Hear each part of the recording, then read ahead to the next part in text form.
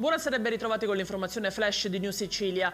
Caos stamani all'aeroporto di Palermo a seguito della consegna dei bagagli ai passeggeri. Intanto proseguono senza sosta i lavori a Fontanarossa sia per la bonifica che per la messa in sicurezza del Terminal A.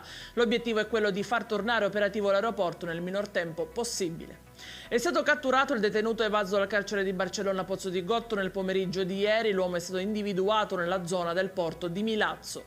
Continuano a Catania e province disservizi legati alla mancanza di elettricità ed acqua. La causa è da ricondurre a 99 guasti ai giunti elettrici sotterranei che hanno paralizzato 2/3 della Sicilia. Anche nella provincia di Palermo infatti si sono verificati guasti simili, allarmanti le conseguenze economiche per le famiglie e le attività industriali e commerciali. Ancora un incidente mortale in Sicilia, è deceduta nel palermitano Giuseppa Scaletta, investita mentre stava attraversando via Loreto nella zona dei Pullman ad Altavilla Milicia. La 67enne è deceduta all'ospedale civico di Palermo. Il motociclista 23enne che l'ha investita è indagato per omicidio stradale.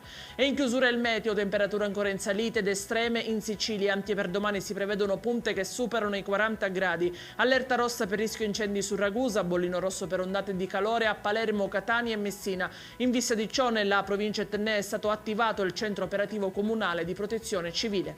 Ed è tutto per questa edizione, nuovi aggiornamenti lunedì alle 13:30. Arrivederci e buon weekend.